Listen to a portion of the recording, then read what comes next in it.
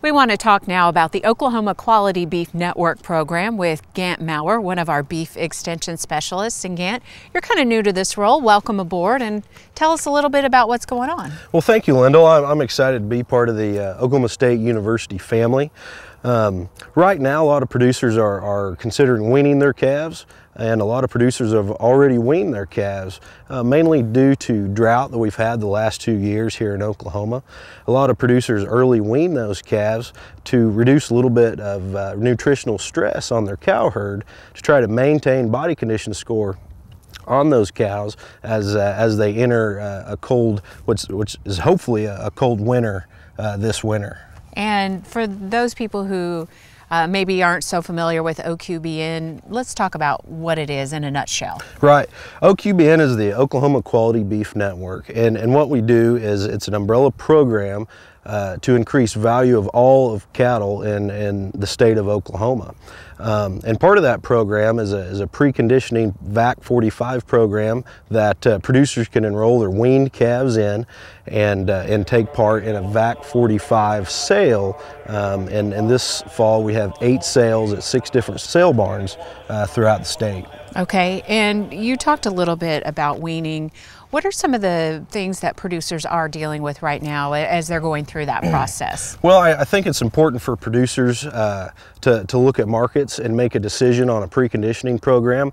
And the reason I say that is because there's a study out of Purdue, a preconditioning study, and they find that 60% of the value of a weaned calf comes from the added gain in a typical 45-day preconditioning program. And right now, the lighter weight calves, 400 to 450 pound calves, that value of gain to raise them to 500 to 550 pounds is about 96 cents per pound of gain, and that number this week is a little high. The last couple weeks it's been well under $1, and the next couple weeks I expect it to be well under $1 as well, due to the fact we did receive some rains a couple weeks ago in southern Oklahoma, and some of those producers down there think that there's going to be a little wheat pasture, and they like to buy those lighter weight calves. But the good news is producers that have weaned their calves or have calves that are above that 500, 550 pound mark and growing calves above that mark, that value of gain is once again back around $1 and a little bit over $1 in some instances. Now, you've been visiting sale barns lately and you're gearing up for all these sales this fall. Word of advice for producers about marketing and sale barn day? Right. You know, it's important to remember, if you go through a preconditioning program, let's not just drop those calves off the sale barn. Producers go to a lot of work. There's a lot of time, money, and feed into those calves. You know, contact your sale barn owner. Visit with them. Let those sale barn owners work for you. Let them market your cattle. Okay, and for someone interested in seeing what their options are, those options are definitely out there. You know, absolutely. There's many programs available, not just the Oklahoma State, Oklahoma Cattlemen's Oqbn program. There's many type of herd association programs, company programs.